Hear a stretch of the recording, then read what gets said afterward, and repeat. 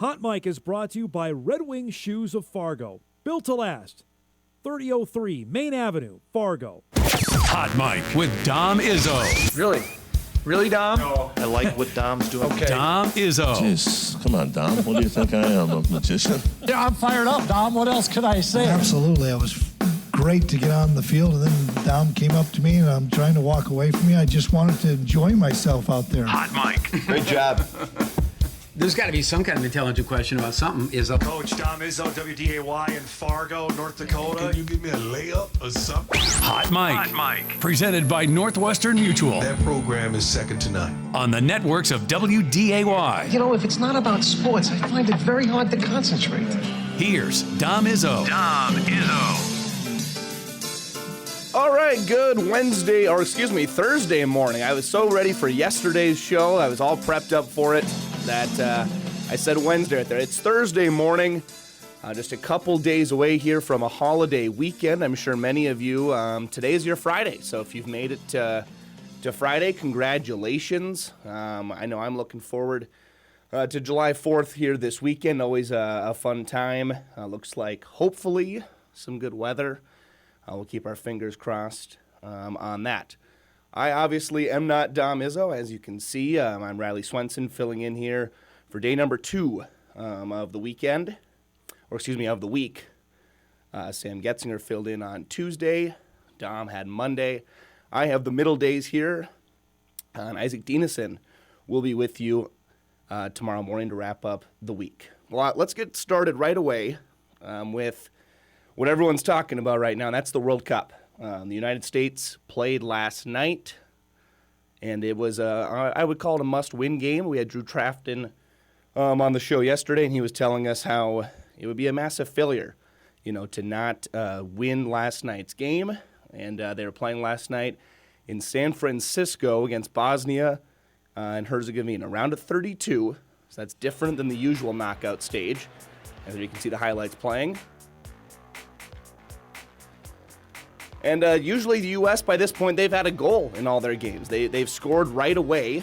That wasn't the case here last night, but able to get one here after, a couple of them that were close calls. But the problem is they had offsides on their first couple of chances. And so that one finally gets them on the board. But as you can see, it does not get them on the board until finally then another one did. So offsides overruled a couple of goals. This is the big call of the evening. They ruled this nothing on the field.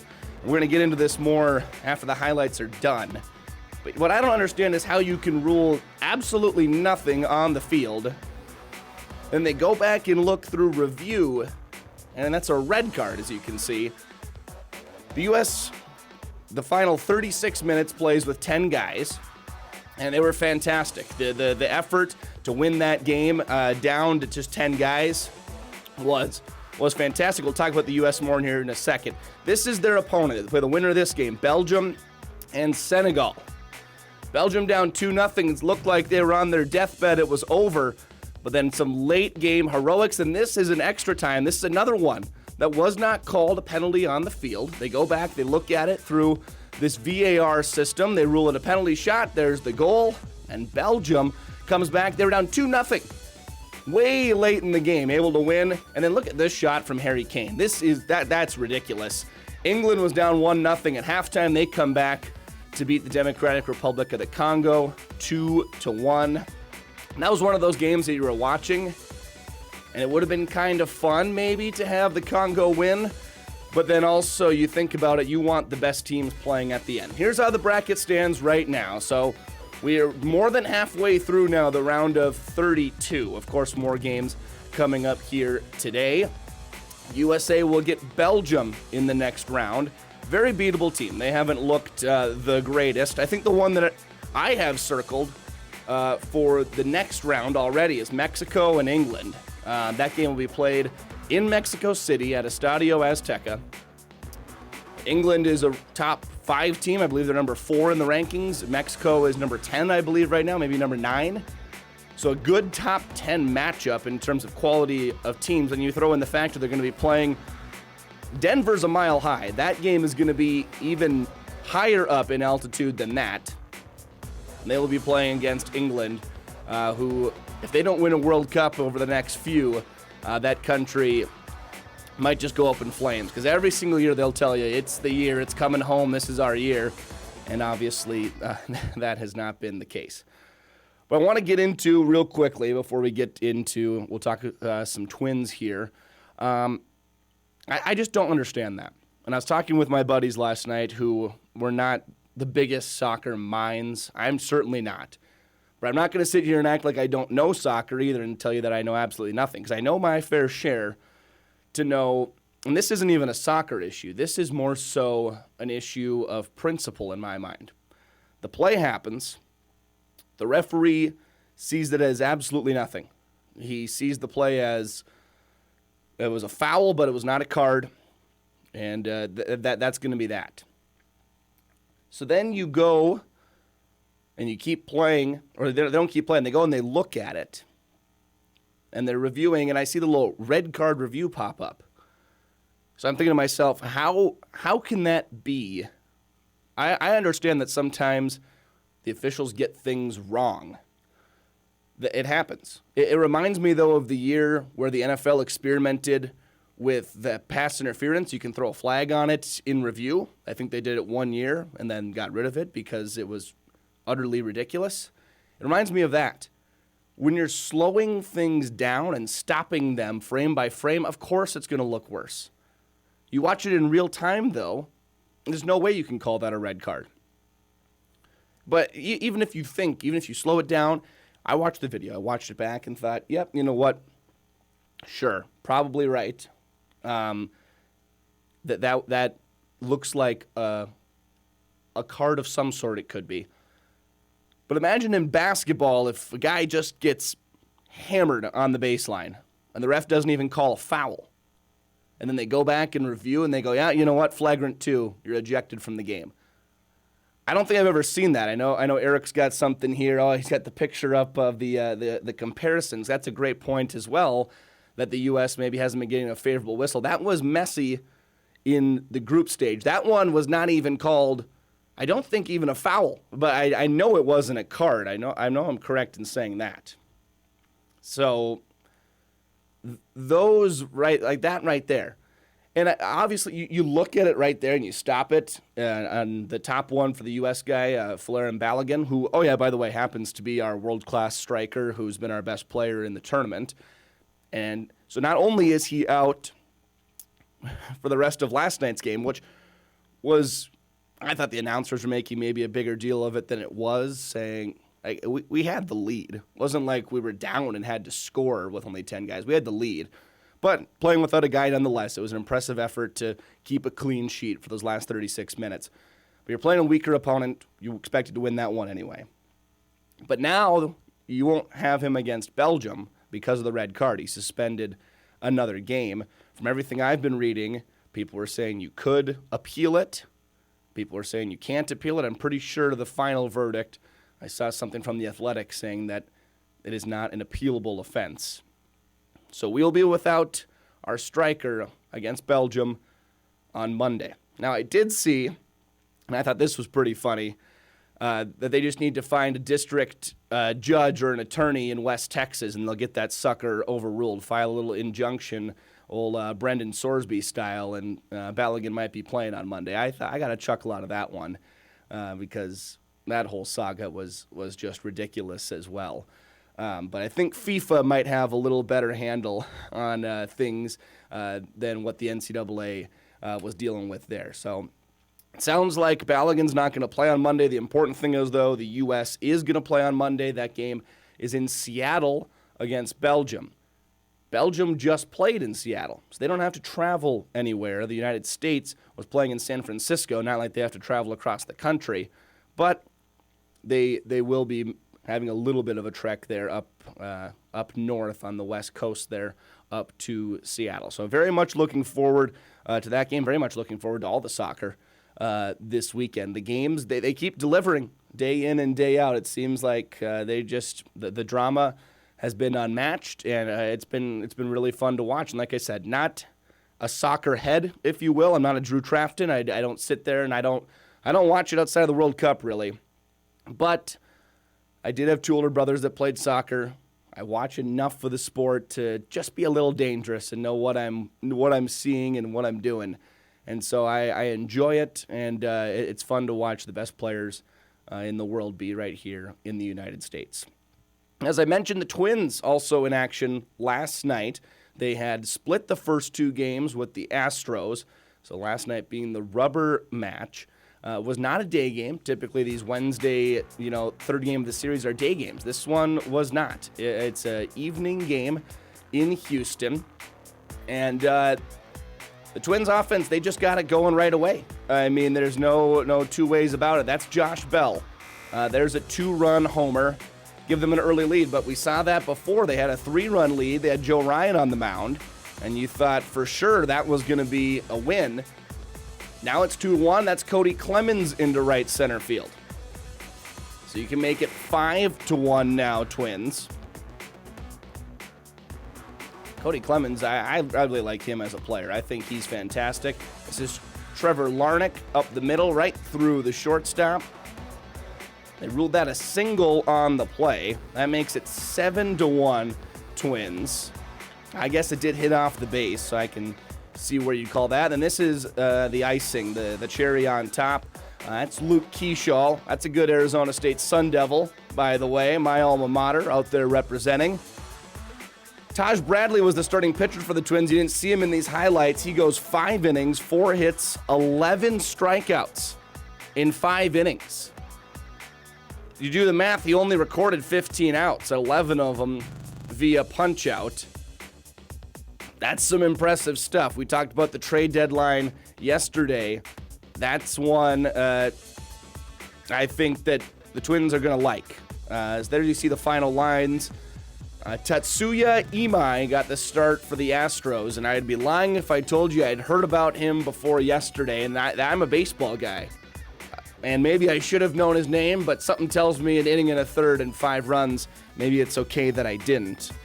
But the Twins win the series in Houston. They clobber them last night, 8-3. And they improve their record now, 42-46 on the year. There's a look at the standings again. Just 2 teams above 500 in the AL Central. The White Sox. The White Sox are leading right now. You just feel like the Guardians are going to find a way. I don't know how they do it every year. They throw together these ragtag bunches of misfits, and they find a way. Outside, it seems like they have Jose Ramirez every year, and then outside of him, just guys that run the bases hard and play good defense. They get some ridiculous relief pitcher that throws 102 with a slider, and there you go. They win the division. So if I was a betting man, I would probably go with Cleveland, but I would like to see Chicago get it done if it's not the Twins. The Twins this weekend, they're off today, like I said.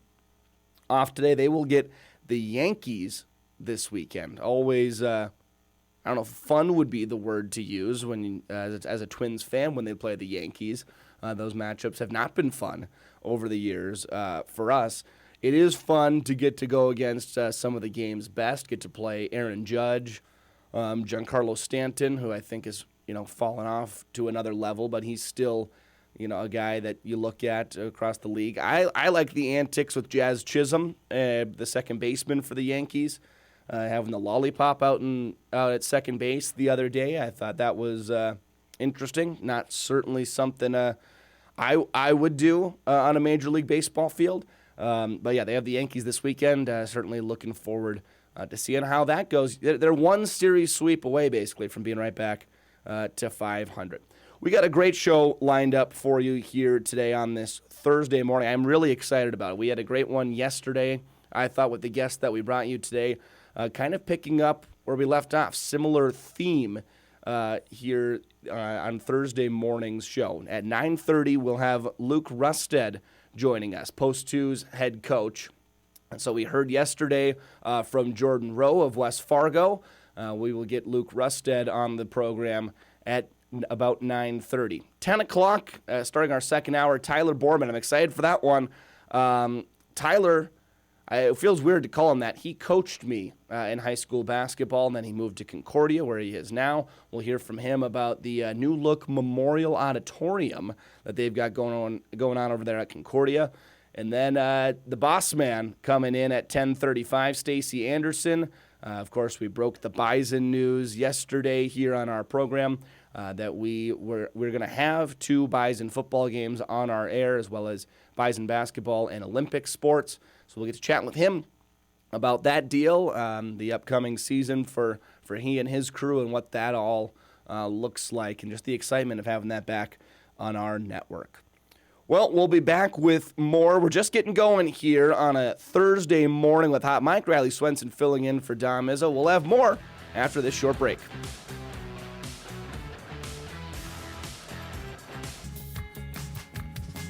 All right, welcome back here. Hot Mike getting going on a Thursday morning. Thank you so much for tuning in and joining us here today. Again, probably getting a lot of you to that holiday weekend. I know Friday is off for a lot of people, so thanks for spending your Thursday, but really maybe your Friday here with us on this morning. Again, got a great show lined up for you here today. Looking forward to our guest that we have on. I am not Dom Izzo, as we covered the first show yesterday and the first segment here today. Riley Swenson with you, pitching in relief here today. Really the third stringer, Sam Getzinger, out as well. You saw him on Tuesday. Well, I thought, the calendar's flipped to July. Yesterday I said that means Legion baseball is coming down the stretch, which is true. That's why we have Luke Rustad on the show. It also means that football is right around the corner. I mean, it seems like every year you have June, you have some OTAs, you kind of forget about football for a few weeks. These are one of those weeks, and then the 4th of July is gone. Next thing you know it, the guys are at training camp, preseason games are in, and we're playing football in September. And since I only get to host the show once every 6 months roughly, I probably won't see you again until December. So I thought, what a great opportunity to give my thoughts on the Vikings quarterback battle, what they should do, and then we can revisit it when we come back, if I get the chance to do this again, possibly at some point later in the season. And so when I'm looking at the situation between those two guys, between McCarthy and Kyler Murray, to me, I think the Vikings have already made up their mind.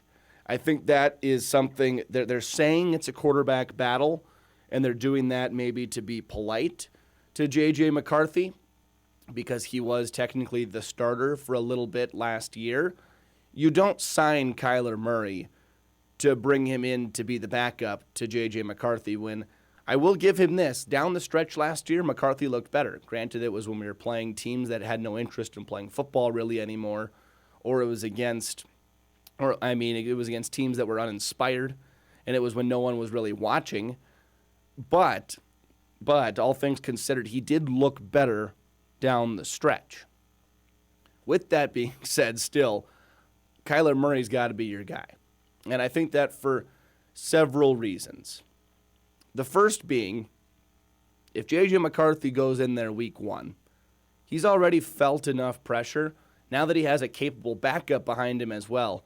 Because last year people were calling for Carson Wentz, but I don't think it was really an actual thought that people had. It was just kind of, we need something different. That's nothing against Carson Wentz, but he just doesn't bring the same excitement level as Kyler Murray does. And so if McCarthy goes out there week 1, he already has everyone, in a way, rooting against him. Everyone that wanted Kyler Murray is going to want him to be in. And if you wanted J.J. McCarthy, you still have those doubts in the back of your mind. I was someone who was at the Falcons game last year. He goes on the road, he beats Chicago in his hometown on Monday Night Football. You're like, all right, we have our quarterback for the future. We did it. We have our guy. And obviously he came back then on Sunday Night Football. It's like the league wanted him to be their star, and it just didn't work. It didn't work, as we saw throughout the rest of the season. And so even if you're a McCarthy believer, I think that in the back of your mind you have those thoughts of, oh, geez, this guy might not be it. So I think there's one reason right there, is the amount of pressure he would have. And if he's able to sit for a couple of games, and if Kyler goes out there, stinks up the place, well, then JJ gets to come in and save the day. It completely changes the narrative about him. It completely shifts everyone's mindset. We go out there, we see Kyler Murray stink and go, you know what? Maybe JJ's not so bad. Maybe year 2, really year 3, due to the injury in year 1, maybe this is what he needed. He needed an offseason to be fully healthy. I do think that helps. I do think having a full offseason, which he has not had in his professional career. Last year, he was still going, through treatment and whatnot up until training camp. So I think being fully healthy this offseason could help him. But I don't think starting week 1 is the answer.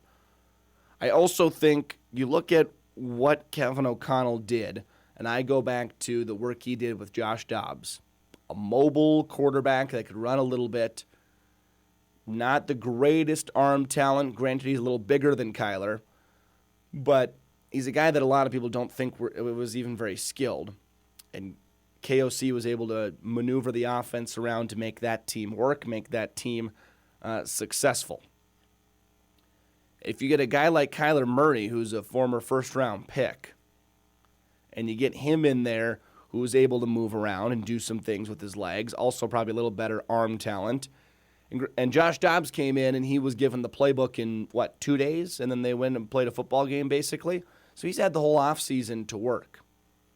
And I think it was good. It is good to have this competition, so to speak, because Kyler Murray is going to be pushed then. He doesn't just walk in and think, I'm the guy, I'm the veteran, I can do it. He's going to be pushed each day. But I think Kevin O'Connell has made up his mind. I think it's Kyler Murray. Now, luckily, we're not stuck in quarterback purgatory like the Packers and having Jordan Love as our guy who's never going to get us over the hump, but also is not bad enough to get rid of. With that, I bring. All right, now that's enough here. Jordan Love. We are not in purgatory like the Cleveland Browns or the Minnesota Vikings. In my lifetime, we've only had 3 starting quarterbacks. Yep. Favre to Rodgers to Love.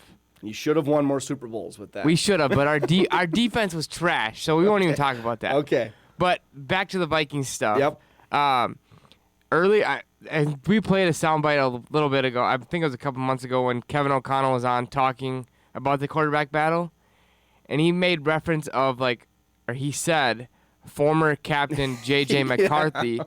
So it's almost like Murray's already their guy. Yeah. I think it goes Murray, Wentz, and then McCarthy. Really? I think Wentz is better than McCarthy. I think McCarthy's got to sit there, and the Vikings may get some pick. Like, somebody might come in with an enticing offer, and they might trade JJ. If someone offered anything that's somewhat lucrative in return, I think you have to strongly consider it. JJ says all the right things when he was asked about, what if you're traded? Well, I don't want to be traded. This is where I want to be. He's saying the right things, but I think he knows just as well as we do, if he doesn't start here, he's never going to be able to build his stock. And then when it gets to free agency time, how does he go in and negotiate a contract saying, I can go play quarterback for you? Also, you just want to play. That's the competitor in all these guys. I almost forget sometimes. People always say, the best job in the world is backup quarterback. Get paid millions of dollars. Don't have to go out there and get hit. Yeah, that's because people are wired like me and you, and we're fine with that. These guys that are playing professional football are different animals. They if they're the backup quarterback, that's all they think about. That's all they eat, sleep, drink. Everything they do is to try and get to be the starting quarterback. And so he says he doesn't want to be traded now. I think if they got some offers, they might put some offers out with JJ in them. You show the tape from the end of last year, and I think some teams maybe, could find a spot for him. But yes, like Eric is saying, I would agree that the decision is pretty much already made up. I know the clip you're talking about. Kevin O'Connell kind of caught himself. He said, he's been a great former captain, and then kind of moved on. And he caught himself. He didn't specifically say former captain, but and everyone kind of got the gist of, okay, he's not the captain anymore because he's not the starting quarterback anymore. And I think that's fair. I don't, like I said, I am all aboard the Kyler Murray train. I thought it was great when they signed him. I think it makes sense, and I'm looking forward to see what he can do. So you won't get to hear from me on this show probably for a while now, would be my guess. So as the season plays out, you can remember that that's what I think they should do, and maybe we'll revisit if I get the chance to do this again at some point. But I wanted to get some football predictions in, if you will, being that the Vikings are my team and most of your team, I would assume, in our area. And I just who I think should be it. Eric tells me he's got one more thing to add before we drop this topic here. Well, question for you: what would you give up? What would you be willing to give up for JJ for a draft pick? If Team X came and offered the Vikings this, I would be perfectly fine with moving them. I feel like a second, along with maybe a third as well. I don't know if you're going to get a first from a team. I just don't think that's going to happen he was drafted in the first round and hasn't played to that, so I don't know how you can give up a first. If a team gave a first, done deal, I think move on. But I think maybe a second and also a third or a fourth added on to that could be, or even 2 seconds, maybe make that a deal. But I think you do still have to be a little stingy, too, with what you're getting in return. He's a young guy that has the tools. He just hasn't played well yet in the NFL. So that's our take on the Vikings quarterback situation. Again, if NFL season will be here right before we know. We're going to switch back to baseball. I told you Legion Baseball coming up. State tournament at the end of July. Luke Rustad will join the show, the Fargo Post 2 head coach, and talk about his team and what they've been up to as of late. More Hot Mic after this.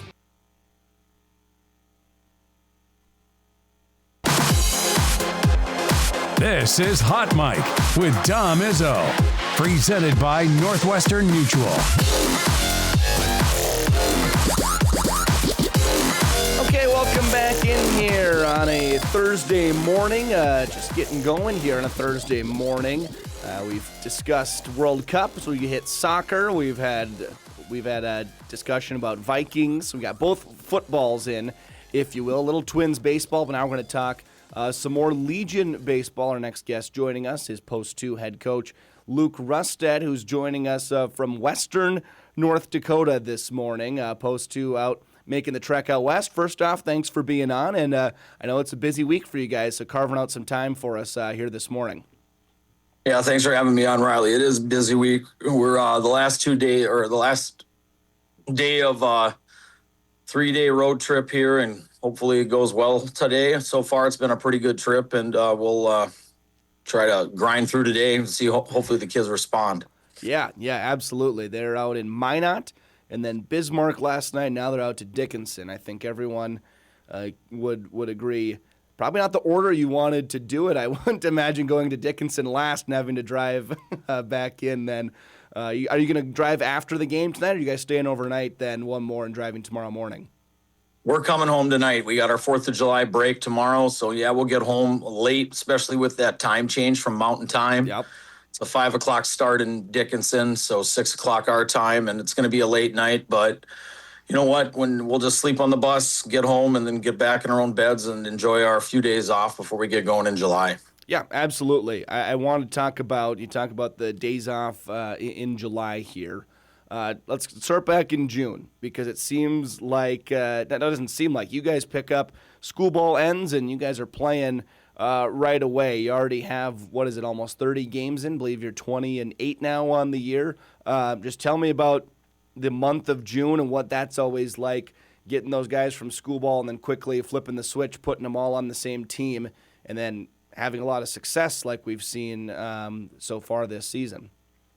Yeah, well, when we get going, usually our first goal is always to try and find out what kind of team we have and what we're made of. So we try to get the kids challenged right away out of the gates, and that's why our opening weekend basically was down in Lincoln, Nebraska, and we played at Lincoln East's tournament. Lincoln East, if people don't follow Legion baseball, went to the Legion World Series last year. They had a lot of kids back from that team. They're another major player in our region this year again to make it to Shelby, North Carolina, and we wanted to get down there right away. And obviously, when you get kids that haven't played together all spring, you're kind of piecing things together, not just lineup wise, but with the nuances of the game, with how we're going to cover bunts, things like that. We got to give them a quick crash course on how we want to defend things. And the nice part about this team was we had a lot of kids that were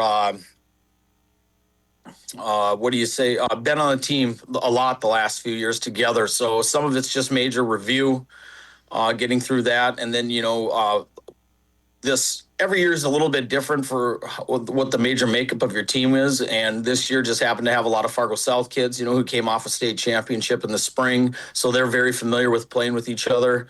And so getting going after that more or less is just kind of, routine for them, but just kind of fighting those postseason hangovers a little bit, maybe from spring season.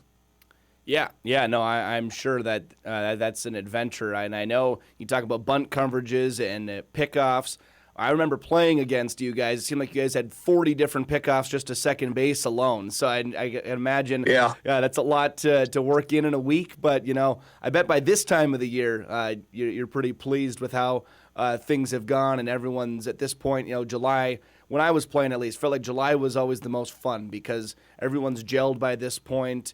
You're in the middle of your season, and that the most fun stretch of baseball is coming up. Do you get that vibe about your team right now that the games maybe matter a little more once that calendar flipped to July 1?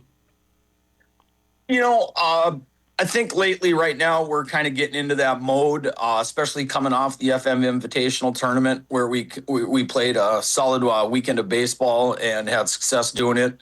And then these last couple days, I know last night we split with Bismarck, but I couldn't ask for better effort from the kids. So I think our mindset and where we're at mentally is pretty good right now. Hopefully, that continues on to tonight. I mean, you never know. They're kids, and they're going into play now their fifth and sixth game here on a road trip, and we're going to have to figure out, where we're at mentally tonight. But obviously, where we're been at the last week or so has been really good baseball, and hopefully that continues on into July.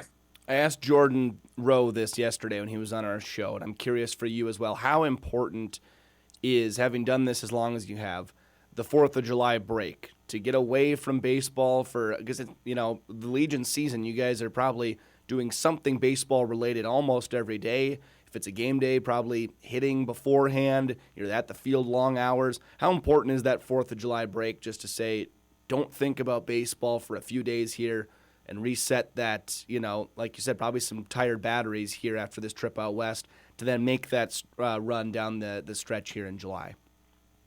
I think it's important. I think it's important always to get a recharge, give the arms a break, give the legs a break. Also, too, for the families, I can't say enough positive things about our parents. These people support their children at all of our other games, and so they're making these road trips too. And just for the kids to get that break and recharge, I think the families need it as well. And then they get a little bit of time where they can enjoy each other over the 4th of July and kind of recharge themselves as well for the July run. Yeah, state tournament is coming up. It's at your guys' place. A whole bunch of renovations done there to the grandstand. If you haven't been there, by the way, it's beautiful. It always was a beautiful setting. Now to add the new grandstand. What's exciting about hosting another state tournament? Seems like you guys have it all the time, rightfully so. But getting to have it again here in Fargo at the upcoming end of July, right around the corner, just a few weeks. Yeah, the last time we hosted was 2016. You always love having that state tournament in your own ballpark. With the renovations, too, it's going to be a little more fan-friendly for everybody, be more comfortable seating. They put up nets, too, along the baseline, so it's safer there for fans, where I used to think that was a pretty big hot zone, so it'd be a place I wouldn't have sat. But, Yeah, no, having the state tournament at our own ballpark is going to be a big thing. So I hope that we're playing our best baseball at that time. And, nothing, you can't take anything for granted. Your seed doesn't matter. Our league's extremely tough. It's about how you're playing when you're going in, because if you're not ready to go, anybody in our league can beat you. And I want to ask you about that because I was looking, and last year you guys didn't lose a league game. You ran the table through the league. This year, you've already lost a couple. You dropped one to West Fargo, very solid team, and dropped one to Bismarck, as you said, last night. Do you think that helps at all? I'm just being like, you know what, guys, we're human. We can lose throughout the season as long as we play our best in that state tournament. Whether it helps or not, I don't know. All I ever ask the kids is make sure you show up every day, and in any given day, that's your opportunity to play to the best of your ability. I mean, losing a game kind of can refocus you at times. I think last year, we went undefeated, but we were 0-2 at the state tournament. I don't know if that had anything to do with it, but it was just a time where I know at the state tournament, I thought we pitched pretty well. We played pretty good defense. We just didn't get any timely hitting, and that can happen. That's how baseball works. But for instance, last night, we got down 9-0. Early on to Bismarck, kind of talked to the kids about not packing it in here. And I told them if we do the math here, guys, and we can score 2 runs over the next innings, we can win this game 10-9. We got it to 9-5. We even had 2 chances with the bases loaded to push that back to a 1-run or, 2-run game, make it really interesting in the bottom of the 7th. But, we came up a little short, got down a little too much early, and they did a good job closing out the game like they needed to. But what I was most impressive is I loved our energy. Our energy was really good. Even though we were down 9-0, we battled back. We competed the entire game. That tells me a lot about my team. So, going forward, whether it's a loss there on the record, I really feel good about where we were mentally last night and when we had to face some major adversity. And I'm proud. I couldn't be prouder of the kids for how they battled all night. So hopefully that stuff is kind of something that carries you over into the postseason, because, there could be times in the postseason you're going to be behind and you're going to have to try and dig deep and find a way to come back. And I think we proved that we're capable of that. And so that's just something I really was happy to learn about my squad last night. Yeah, no, absolutely. I was following it along on Game Changer. It was the last game of the night, and I saw you guys were down big, and then I saw you weren't down quite as much, and thought maybe you'd come back and do it, but still a good effort, as you said. Tell me about, you get into July here, and obviously you have a lot of guys on the roster. You get to state tournament time, only 9 of them can play in a given game. And I asked Jordan Rowe the same thing yesterday, and he told me the message to his guys is, you want a spot, go out there and earn it, How do you go about that here down the stretch in July of, there's probably a few positions, I don't know how many, but there's probably a few where we don't have one guy that we know is going to play at that spot or hit in that spot in the lineup. So what does that look like for you as a coach down the stretch here before you get to the state tournament, and you probably have the same roughly 9 or 10 guys each night? Yeah, over this road trip, I'm trying to at least sprinkle guys into the lineup that probably you wouldn't consider, or we right now that are our mainstays in the lineup, making sure they got opportunity, not just so that they get their opportunity to play, but also too, because you don't know if you're going to have a lot of injuries and you're going to need that kid down the stretch, because they're just going to have to play. So you're going to have to make sure they get game time, be prepared for their opportunity when it comes. But yeah, typically, when we play a lot of non-conference games, I'm going to go out there. I'm going to change the lineup up quite a bit, making sure that the kids get a lot of opportunity. And I tell them every time, every day is a tryout.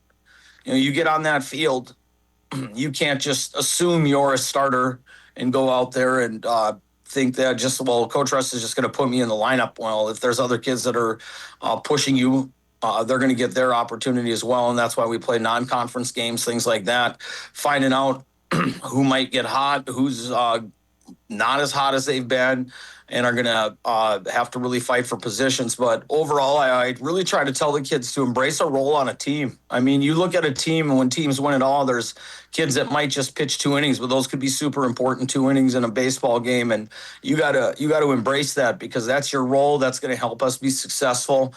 And, the best thing I can always say to the kids is my job is to give us the best chance to win but your job is to whatever role, and I ask you to do, is to do it with the most enthusiasm you can do it with, because if you do that, you're gonna find joy in that, because you're gonna be seeing the importance of what you bring to the team, and then just be ready for when your number's called, because you never know when it can happen. I love that. I love that. As a guy who didn't play as much down the stretch of our season when my career's coming to an end, but I just loved being at the ballpark every day and having a role. I love that aspect of it, and that's what I love about Legion baseball too. Is everyone at some point, it seems like, is going to have some sort of factor. Coach, thanks for taking some time out of your morning. Safe travels after the games tonight, getting back from Dickinson, and looking forward to seeing you guys play throughout the home stretch of the season and playing, of course, in the state tournament right here in Fargo. All right, Riley, thanks for having me on. Absolutely. Appreciate it. Absolutely. That's Luke Rustad joining us this morning, talking a little Legion baseball, head coach of Post 2. They have been the class of North Dakota Legion baseball over the last however long I've been alive, basically since the start of Legion baseball in North Dakota. Post 2 has always been right there, and it's no different this season. Like he said, a lot of guys from Fargo South on that team that won the state tournament. And then they just sprinkle in a couple of guys from Davies. They just add a few players here and there. They got some Fargo North guys, of course, some Shanley guys where Rustad coaches in the spring. And it's an all-star team, basically, is what it ends up being in Fargo. And they are a lot of fun to watch. I would encourage you to get out and if you can't make it out before the state tournament, go to the state tournament. If you can, maybe get to a doubleheader. Like I said, Jack Williams is a fantastic place to catch a ball game with those new renovations. We'll hit a quick break here. We have an update on a Moorhead Spud last night making a move in the NHL. I'll tell you where he's going when we come back. Hear more on Hot Mic.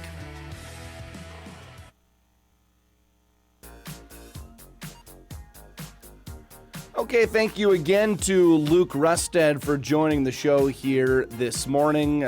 Love to hear from the Legion baseball coaches. As I said, I played Legion baseball.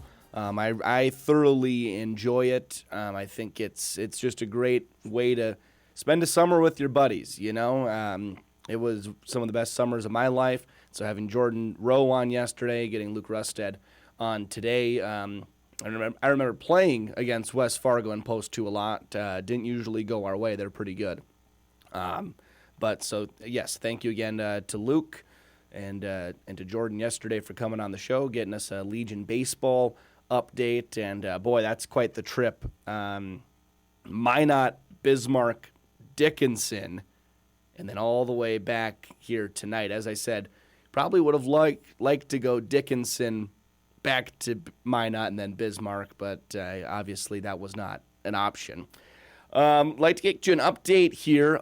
Former Moorhead Spud, Will Borgen, he's been in the NHL for a good chunk of time now. There you can see him with the Rangers. Well, he was traded yesterday. He was traded to the Boston Bruins, second and a conditional third-round draft pick are what they dealt him for. And so he'll get to go play in Boston this upcoming season. He was traded from Seattle to New York in December of 2024. He spent the remainder of that season and then this full last season with the Rangers. He played on the World Championships team this summer for the United States. It was really, really cool. Got to catch up with him before he went and did that. He talked about putting on the sweater for your country, which obviously with the World Cup going on right now, everyone's really in touch with, and with the Olympic hockey that just went on as well. So he was telling me about that and how fun that is. So he will be suiting up for the Bruins as a guy that knows Will personally. That I think I don't know what his thoughts are on the trade. Don't know him that personally. To text him the day he gets traded and ask him how he feels about going to Boston. But to see a Moorhead Spud get to continue to play in the NHL, make a nice career for himself, to me, I think it's pretty cool to get to see him on some different teams. You know, he was drafted by the Sabres, played for them. Then he was selected in the expansion draft when the Kraken entered the leagues. That's something only a handful of guys can say they were selected in an expansion draft. He played in the Olympics the year that the NHL guys were not allowed. He was on the team in the Olympics. He's played in the World Juniors, so he's gotten to do that. He played in the World Championships this year. Then he got traded to the Rangers after being selected in the expansion draft from Seattle to New York, and now from New York to Boston. So he's playing now for some of the NHL's oldest and most historic franchises on the East Coast with New York and Boston.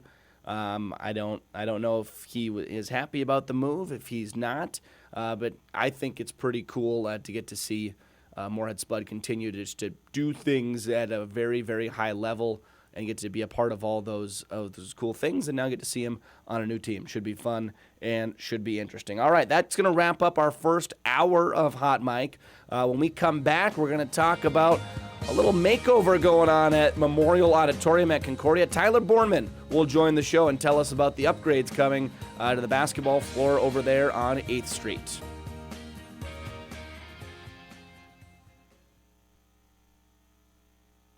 This is Hot Mic with Dom Izzo, presented by Northwestern Mutual.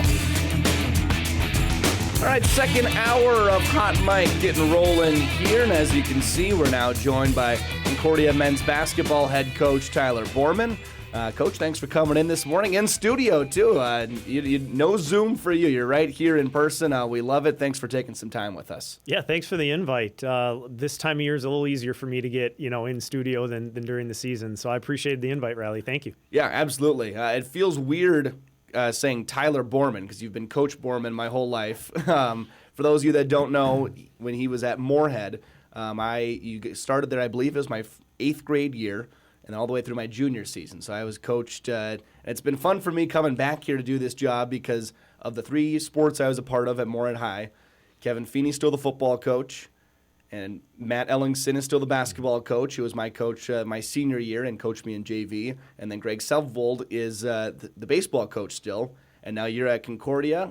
So this is a little different, getting to interview you instead of you telling me what's going on, switching roles a little bit. Hey, like I've told you before, I'm so thrilled you're back in the area, Riley. You're doing a phenomenal job covering all of the area sports, which I think there's a lot going on. That's a tough task. When I'm out recruiting, it's very rare that I don't see you in a high school gym getting highlights, and getting the story. And like I told you this year, I think you might be the hardest working man in showbiz because it's every single night that I'm out at a game or our staff is out, you're out. And so we appreciate the coverage. Well, thank you. I appreciate that. Yeah, it's fun. We'll be out at a game and, who are you here watching tonight? Oh, nice. All right. Now I know who I should be looking for. I want to talk about the main reason we got you in here today. The renovations to Memorial. I know this has been in the works for a little bit.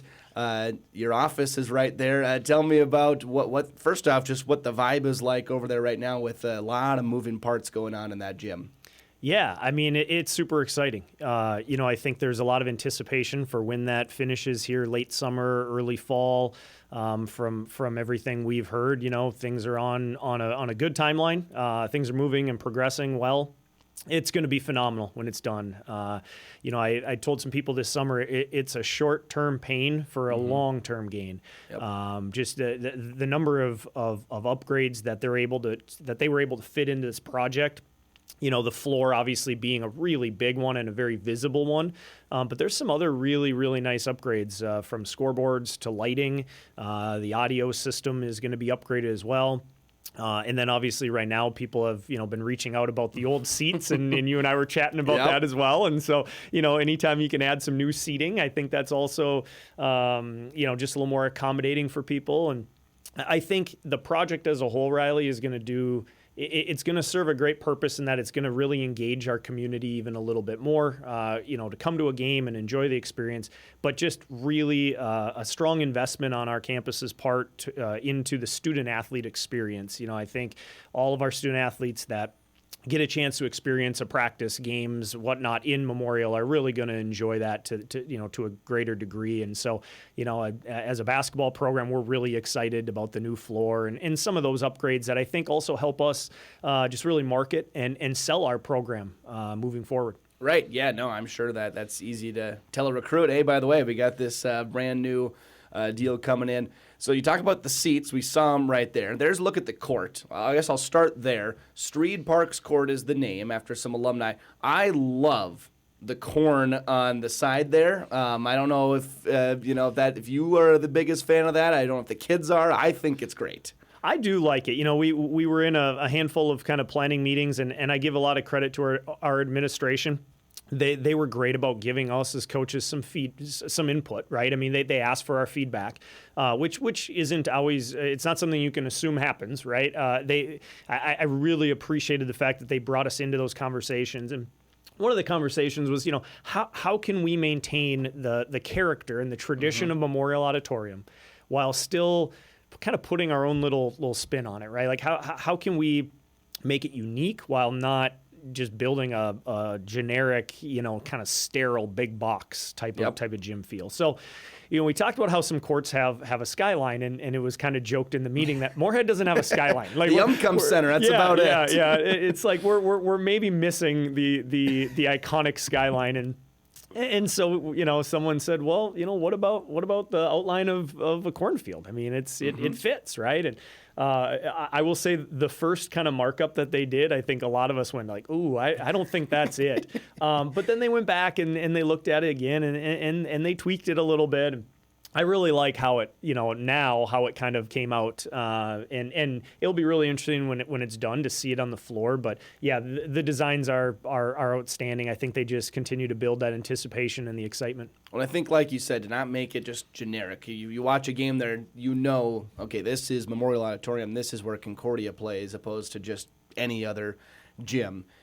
Talking about the chairs in specific, you guys are giving them away. I believe it's July 8th and 15th, if memory serves me right on those. I'm looking at those chairs as a guy who's sat in them numerous times. Glad you're getting new ones as a bigger guy, not maybe the most comfortable, but I also think about those chairs and the history that people have sat in those chairs, the games that they've watched, from Concordia basketball to all the high school events that you guys have going on in there. When you think about it from that perspective, it kind of takes you back a second and just to think about everything that gym has seen over the years. 100%. I mean, I just the incredible finishes, right? The number of games, the number of points, and not just basketball, also with volleyball. Yep. And, we've had some tremendous teams on campus, and careers, Hall of Fame careers that people have sat and watched. So it is. It's a little nostalgic, obviously. It's also unique because those chairs are not anchored to the floor. They were anchored to the back. Okay. And so one of the unique aspects of like people that want to pick up a chair is that, there isn't a base necessarily. And so those chairs in and of themselves, I think, just kind of it speaks to how old and historic the setup was. And so it is really cool. When they were taking the floor down, I kind of had similar feel. They were taking it out, and it was like 3x3 squares, and you just stop and you think, man, a lot of really cool moments happened on that floor. Yeah. And so while it was certainly time, and we're really excited to have a new floor, there is a little bit of nostalgia to seeing the old floor and the old chairs go. And again, I think what we're really excited about is we're still going to maintain that history and tradition while updating it to improve the student-athlete experience, but not lose that feel that Memorial Auditorium has. Right. Well, I mean, I think you just have the roof itself. You just walk in there and you can feel the Memorial feel.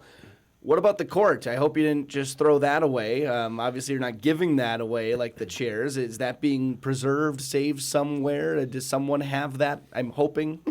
It's a great question. So going into it, they plan to use sections of the court for some really cool, unique features. I know one of them, I believe it's the MIAC, the big MIAC logo, is going to be turned into like a conference room table that I believe will then be within our athletic department. Yep. The big C in the middle of the court, there was a lot of discussion about what could be done with that, and I don't think people realized how large that really was. And so to my knowledge, that's going to be saved, but also to then determine at a later date, like where do you fit that? Yeah, where does that go? I mean, it's not small enough to really work with on a smaller scale. So, and then other sections of the floor as well. We're looking at possibly doing something in our locker room with a portion of the floor. Oh, yeah.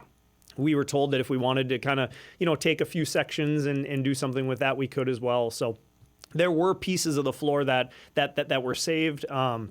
There were those too, though, I'll be honest, that weren't in great shape. And so it was okay to just get rid of those. Which is why, we were kind of due and excited for this new court. And, to go back to the floor, to have 2 alumni step up in the way in which they did, you showed it earlier, but the Park Street court is going to be just, it's really cool or the Street Parks court, when you see that, you realize that there's a generational investment that's being made there by 2 just, phenomenal alumni, 2 couples that just really, I think Concordia had a transformational impact on them and their lives, and now they continue to give back. And so we're incredibly grateful for them doing that. So.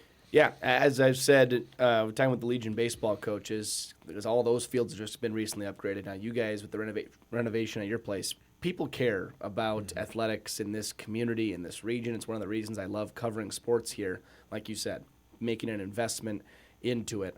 You talk about the minor headache right now for a long-term plan. How has it changed your guys' summer? Because I'm sure a lot of guys in the summer usually are coming in, shooting on that floor, running open gym, whatever it may be, that obviously you can't do that right now. I know you have the Olsen Forum still, so I'm guessing that's getting a little more of a workout maybe than it usually does. Yeah, it has for sure. Late March is when they kind of shut it down. A lot of our coaches' offices, as you referenced earlier, are in Memorial, so we had to pack up shop as coaches, and we moved to different spots on campus.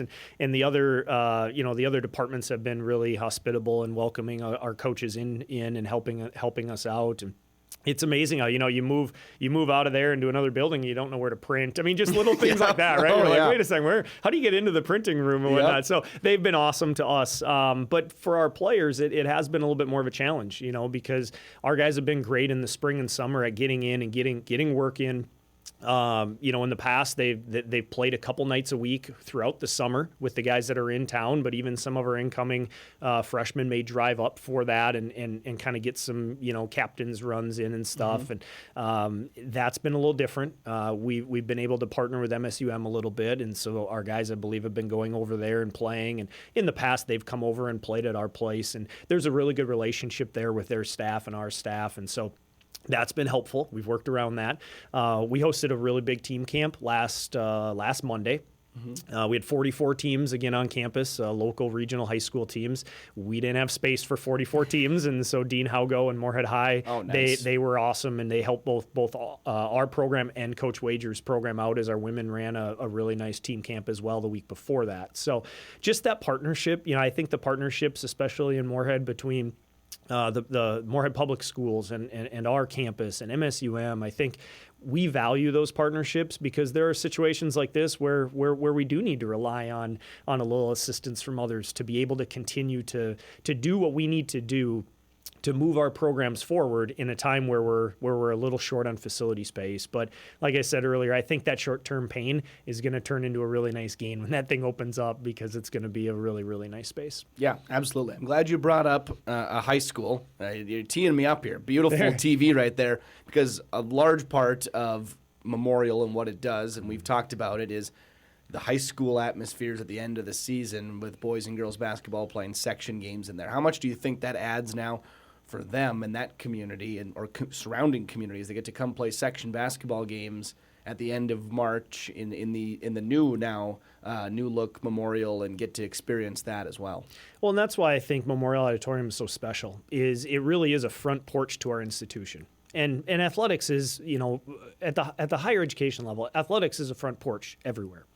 But on our campus, I don't think there's a more recognizable facility than Memorial Auditorium. And so for us to be able to host those section games, to bring community members in, I remember as a young kid myself, my first experience with Concordia College was going to the District 23 games. Having the opportunity to coach in Section 8 AA before taking the job at Moorhead High School was for me a really cool experience because I grew up going to those games, watching those games, then to be able to coach in that section tournament. When those games kind of, relocated around COVID, I was probably as disappointed as anybody because I was really looking forward to having those. So I'm really thrilled those are back now in our facility. And so to your point, this doesn't just positively impact our student athletes. I think it positively impacts student athletes across the Red River Valley and especially in that kind of Section 8 2A Heart of Lakes kind of footprint. Yeah, I love going over there even when I was in high school because our section games, we go down to Buffalo or St. Michael and you're playing teams where you get Hawley and DGF in the same gym and it's like the hotter it was, the better it was. Excuse me.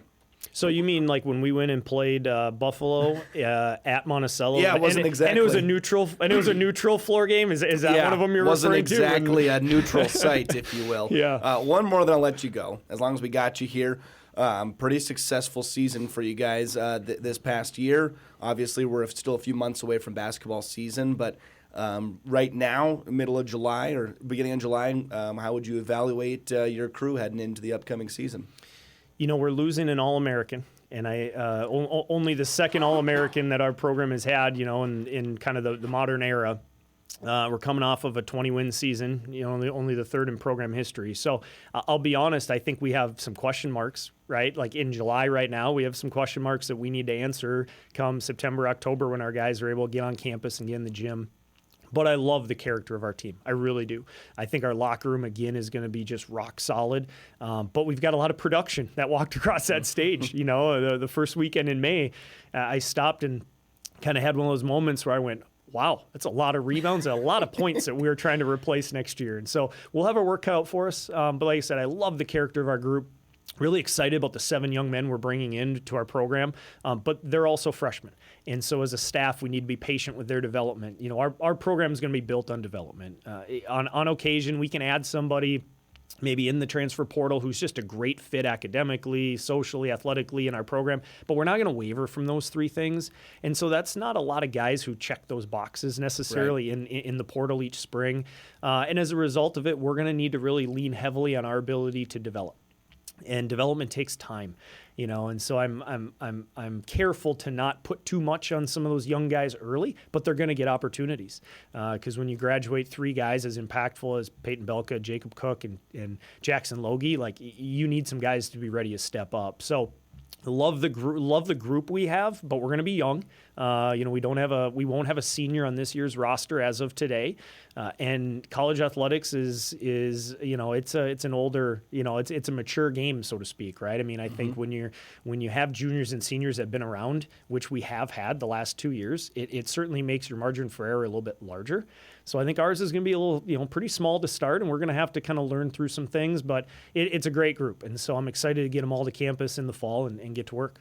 Well, hey, if they're all seniors and All-Americans, coaching would be easy, right? Yeah, absolutely. Absolutely. I imagine it's kind of fun, too. Get some new guys in and, you know, get to see what you can do. Well, looking forward to basketball season. I'm sure it'll be here before we know it, and thanks for stopping by. Looking forward to seeing the new look memorial as well. Should be a lot of fun to see that thing when it's all finished up. Thanks again, Riley. I appreciate it. Yes, of course. That is head coach Tyler Bormann with the Concordia men's basketball program joining us here today. Thank you to him. We'll have more on Hot Mic as we roll along here on this Thursday morning. Okay, rolling along here on a Thursday morning. Riley Swenson with you here on Hot Mic. Thanks for being with us. I got to talk to Luke Rustad, and thanks again to Tyler Bormann coming in here in studio.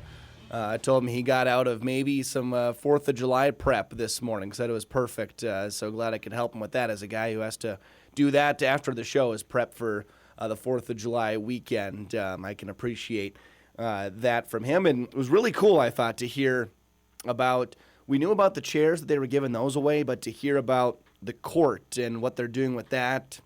He told me that he actually has some sections in his garage that they're going to cut up and do some woodworking things with. It's pretty special. And as he said, a lot of memories on that floor in that gym. Being a Moorhead Spud, didn't get to play in there a whole lot, honestly, as crazy as that sounds, living in Moorhead. Didn't really get to play in there a whole lot, but going to watch games there. I remember as a kid and even through high school going to watch the Section 8, Section 6 games that are played in there at the end of the year for the section tournaments. And it's a fantastic environment, and so great to see that they're getting some upgrades. Definitely time for that. And as Coach Bormann was telling us, just really got to give props to the people at Concordia. As he said, that really is the doorstep, if you will, to their campus is athletics and getting people in the building, seeing what Concordia is all about. So major props to them, and going to be a great thing, not just for Concordia, but for our entire community. Real quick here, in this middle segment here, we'll have Stacey Anderson on after the break. I want to talk about the breaking news in the NBA yesterday. I guess it's not breaking news anymore. We had heard about Jaylen Brown being on the market for a while. Maybe a Timberwolf was the rumors. Well, then they traded for LaMelo Ball, so we knew that wasn't going to happen. Jaylen Brown yesterday traded to the Philadelphia 76ers. And I just look at this one and scratch my head. It's one of those where, and everyone on Twitter, I think, had the same reaction. And it didn't matter if you're a burner account or you are, a licensed reporter, verified reporter, I should say. Everyone. I mean, they get back Paul George, who I think we can all agree his best years are behind him. And then some draft picks for a guy that's likely a top, 20 player in the NBA? I don't know if that's crazy to say, 25 player in the NBA. He's a guy that doesn't come around every single day. And he was a key piece on that team. He's fantastic.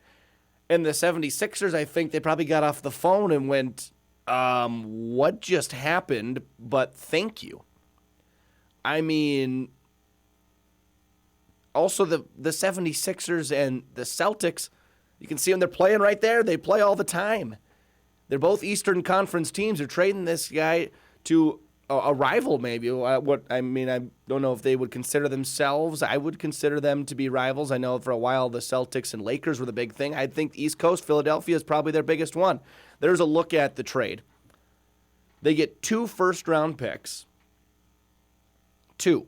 And then 2 second-rounders, which in the NBA, second-rounders are basically, well, what would you compare them to? A 5th-rounder maybe in the NFL draft? It's not guys that are going to step in and play right away, maybe if at all. Paul George is a guy, he might not even see the floor in Boston. I mean, with the injuries that he's had and his career, I think everyone would agree, is on the back half of it. And they get 2 first-round picks. Felt like they could have gotten a lot more from the 76ers. Now the 76ers get to pair up Tyrese Maxey with Jaylen Brown and also Joel Embiid. They got to be feeling pretty good about where they're at right now. The Celtics still have Jason Tatum, still have Derek White, still a good team. But that one's a head-scratcher, and I'm not even really an NBA guy. But I couldn't ignore that one today. I saw it yesterday. Everyone was sounding off on it, and wanted to get that in the show here today in case you missed it. Jaylen Brown going to be a 76er and traded for, no offense to Paul George, a washing machine and a couple of sandwiches is what he was dealt for. And so we'll see how that one plays out. Of course, the trades, you hear from trades sometimes, well, we don't know if it's might not happen today or tomorrow, but this trade will know if they won in 5 years. I think that's one today, yesterday, tomorrow, and all the days in between. We're going to know that the 76ers won that trade. In the NBA, it's all about you have to have 2 or 3 world-class players to win a championship. You just do. It's just the nature of the game right now. You have to have a certain amount of stars on your team. The Knicks just won. I would say Jalen Brunson he's undeniably a star. They added Karl Anthony Towns, who is a star. Josh Hart could even be thrown in that mix as, that 3rd, 4th option of a guy that's a budding star or maybe even as a star in the league. You look at other teams across the league. Oklahoma City, they've got about 8 stars, it seems like. Maybe not Chet Holmgren anymore after the performance he put on. But the point of the league is you need these big-time players. That is why they went and got LaMelo Ball for the Timberwolves, because you need a big-time player, and that is what they got there in Philadelphia now. We'll hit a quick break here again. When we come back, we're going to chat here with Stacey Anderson. Broke the news yesterday about WDAY getting the Bison contract again. Going to have a couple football games on our network this fall. We'll hear from him and the excitement from he and his crew. Coming up after this, more on Hot Mic. This is Hot Mic with Dom Izzo, presented by Northwestern Mutual. Welcome back, everybody. Riley Swenson with you here, and we have some breaking news from the Minnesota Wild. You can see there, Jake Middleton is out. Blake Coleman and Ollie Mata are in for the Wild. I'm not going to sit here and act like I know if this is a good trade or a bad trade. I know who the guys are, but I don't know enough about them to say yes, great deal, no, bad deal. Mostly because I don't know what the contracts are, what that does to the salary and the payroll of the team. What I do know is there was a lot of people down the stretch of that Colorado series that were not Jake Middleton fans. And looking at his last 5 games of the season, he was -2, -1, even -1, -3 in the last 5 games. So he was on the ice for a whole lot of goals in that series, and was not on the ice for a lot of goals by the Wild, a lot of goals by the Avalanche. So Middleton is out, Blake Coleman, Ollie Mata in. We'll see. I'm sure the Wild have more moves to be made. That's what I like about the Minnesota GMs, though. Bill Guerin is that way as well, along with the Timberwolves. They're going to make moves to try and make things happen. We saw that with the Quinn Hughes trade, and we'll see what else they have this offseason. And that brings us to our next guest. Stacey Anderson joining us here. Kind of a daring move here, bringing in the boss man to watch us do our work. But, of course, we're talking about the big news yesterday. They're getting the Bison games back on our network. Obviously, you and your crew will be doing those games. You have been for the past 5 years. Just tell me about the excitement. And there was definitely a buzz in the building yesterday when we found out we got to do those. Absolutely. It's funny. First of all, you wisely kept me out of all the Wild and NHL talk, so good on you, Riley. That's a great decision right there. No, we're really excited. I think everybody is. Excuse me. It's interesting how all the texts start coming in and people are starting the news is filtering through, so guys are excited. Just was texting with Kyle Emanuel about getting together next week and after work and talking about what's going on. So I think there's a lot of genuine buzz. There was a time when there was a chance we may not have done any games, which would have, any football games, I should say, which would have been, I think, really, sad for us because we built a lot of stuff. We put a lot of stuff in place to do these games. So I was hoping for at least one, on the upside, 2, and so we got 2, and we're really excited about doing, those games. One's on Halloween, which is going to be, I love Halloween games. They're going to be exciting.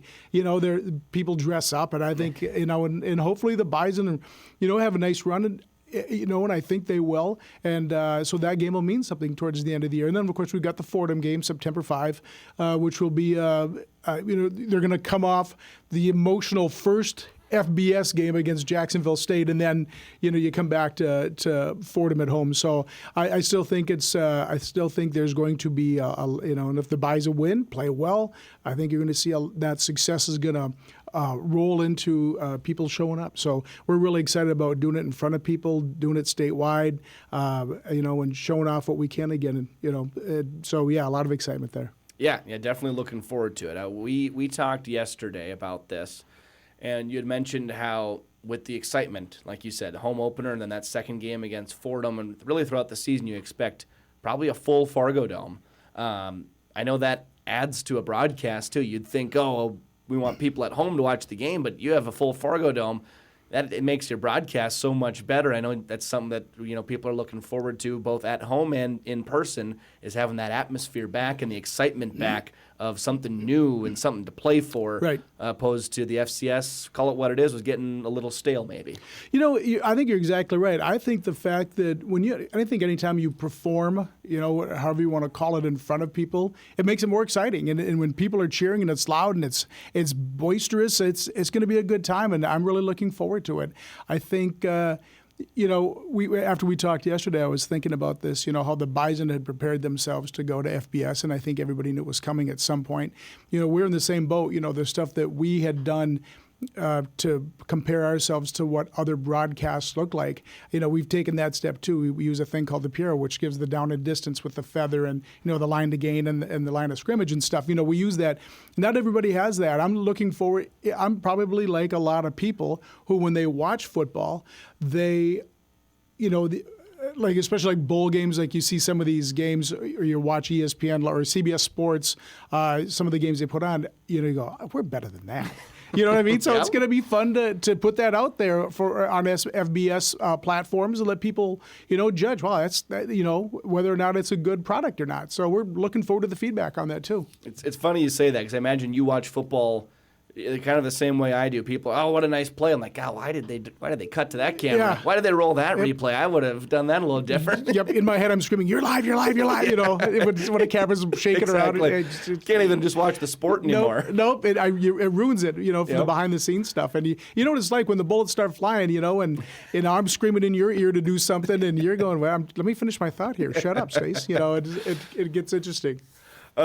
I think it's big too, like you said, to have that second game on our network, because we talked about this yesterday as well.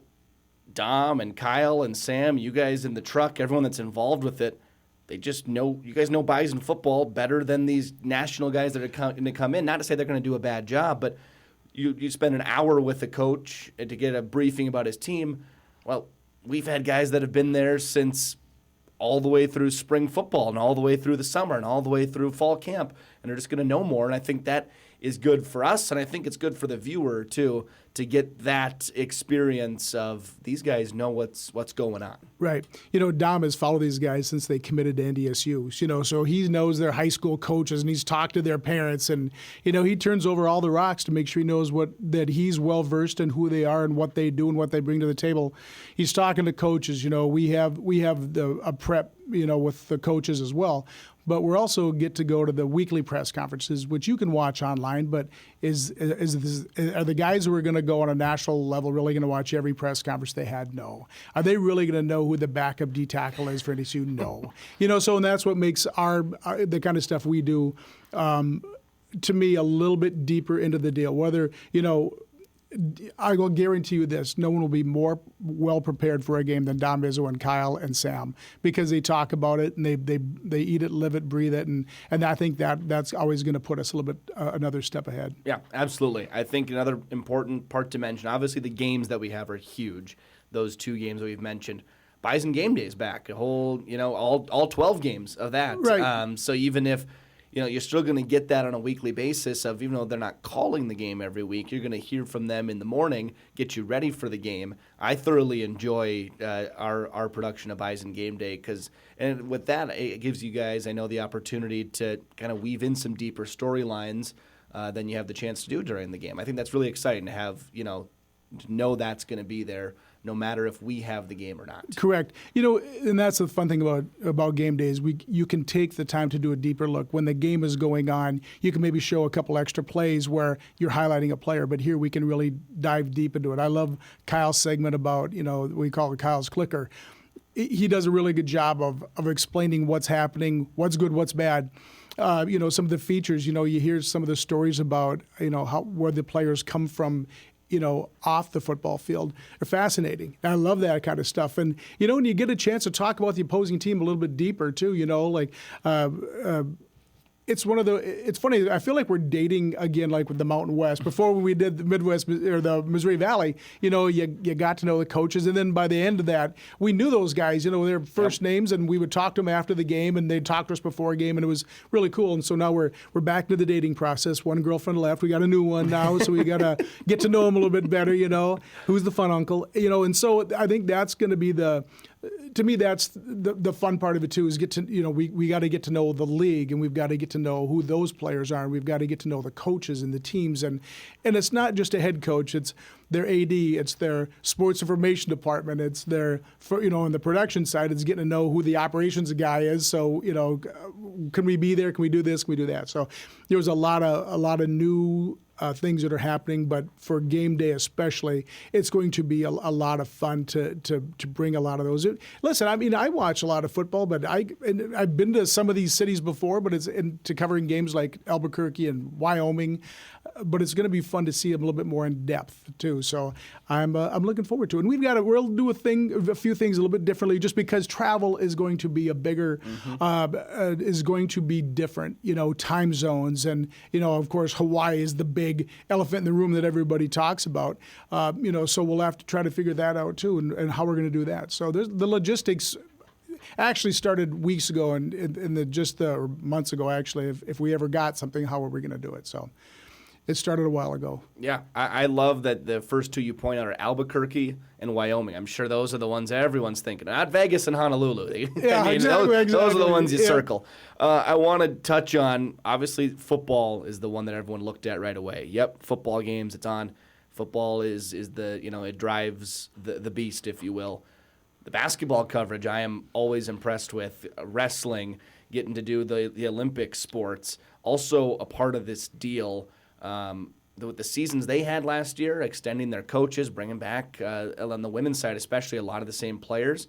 I think that's really exciting for fans and for us as well to get to broadcast basketball and the Olympic sports for the next 3 years. Yeah, Dave and Joy, they do such a really good job with those guys, and to me they're fun and easy to work with. They want to get their program out there, and they're. I understand, I'm a college football guy, so I get the whole bowl game thing and going to the CFP and stuff. But when you're a basketball fan and you have a chance to play in the NCAA tournament, that's the goal at the end of the year. How much more cool is it than that? And you've got that team that, the women were just short in the conference championship. They made gained some ground in the WNIT, and then the men go to the NCAA tournament. It was a short stay, but you were still playing Michigan State. Right.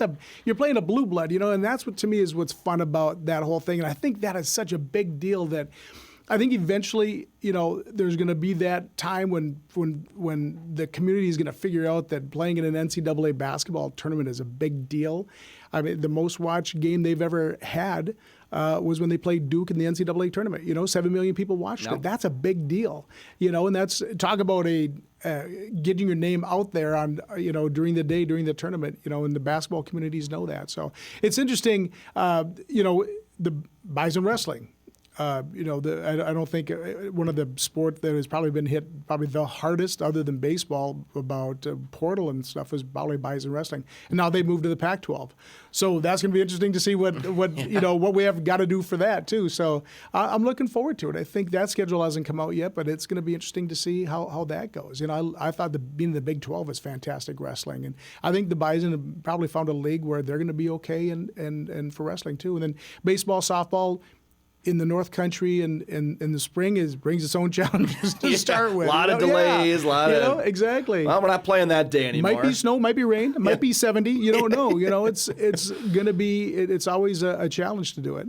Yep. No, that's for sure. Well, I tell you what, we thank you for stopping by. And really looking forward to seeing those games again on our network. I know it's super exciting for us. Super exciting, I'm sure, for a lot of the viewers at home to get to. Have that normalcy, turn it on WDAY, and there's the Bison. So it should be a really fun another calendar year, if you will. Yeah, and that was the one thing too I was excited about, that we're not doing a late game, or they didn't jockey positions on it. The time wise, for the Midwest, it's changes hard enough. And then you start adding in, you got to change networks and times and time zones, and so I was just glad for us that the statewide you're going to see two games that you normally you've become accustomed to watching and stuff. So we're really excited about it. I can't wait to do it again, and it's fun to get the band back together. Absolutely. All right. Should be a lot of fun. Thank you, Stacey, again for stopping by. Really appreciate it. We'll wrap the show coming up next, what to watch, and get you set for your Thursday here in sports. Hot Mic returns after this. Wrapping things up here on Thursday morning. Thanks for being with us. Riley Swenson filling in here this week for Dom and Sam. Some much needed for those two.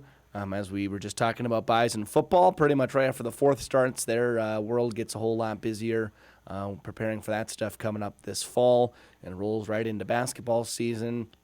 and and so on and so forth with the athletic calendar.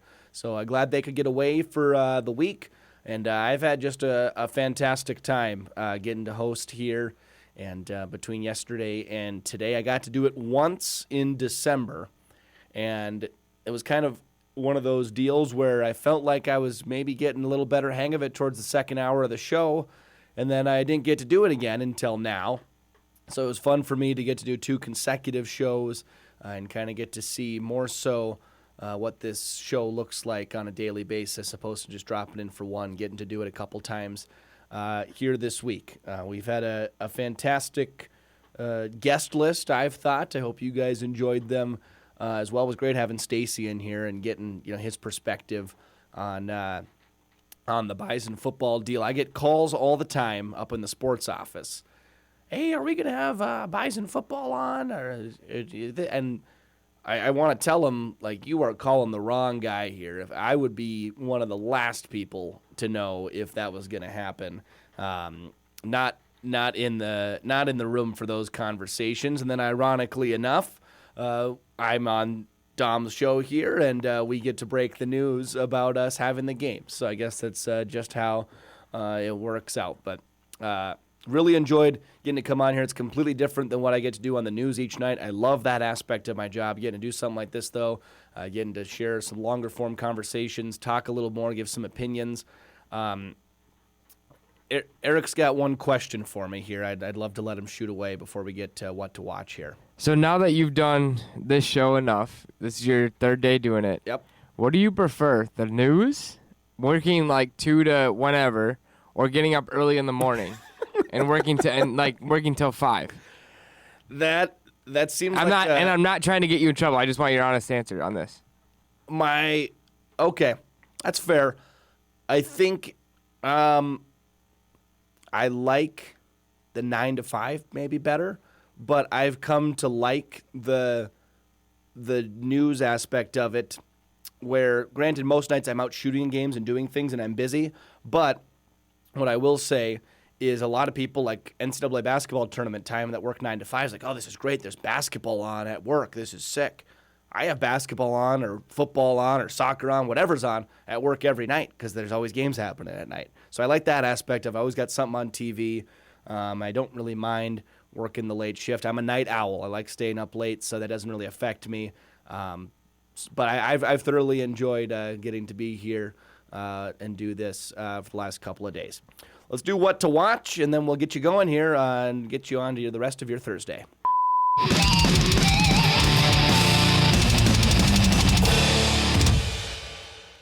Okay, we got the golf tournament that's this weekend starting today, the John Deere Classic at TPC Deere Run. That's in the Quad Cities in the Illinois area. That gets going on the Golf Channel. Portugal and Croatia in the World Cup. We've been treated again to some fantastic World Cup games, and that's one that I'm looking forward to. Just with, you look at Ronaldo, probably his last World Cup. Luka Modric, see, I know my soccer, plays for Croatia, probably his last World Cup as well. So someone's going home tonight. Switzerland, Algeria, I will tell you, I do not know a darn thing about either of those teams. I put it in the what to watch because how often do we get sports at 10 p.m.? I mean, unless it's a West Coast baseball game, which I guess happens every night, Riley. But a soccer game at 10 p.m., I love that. Like I said, I'm a night owl. I'm always up, so I'll probably have that on tonight and watching. Again, thank you to our guests here today, Luke Rustad, Tyler Bormann, Stacey Anderson, for coming in. Fantastic to chat with them. I've had a great time these past 2 days getting to host. Like I said, today probably a Friday of sorts for a lot of you in the area because tomorrow is recognized as the 4th holiday for a lot of places I know. For people that don't work a 2 to 11 doing the local news each night, as Eric points out. So have a great holiday weekend. Stay safe, everyone. Isaac Dienison will have you covered tomorrow morning. I know he's fired up. I believe first time that he's gotten to host the show coming up tomorrow.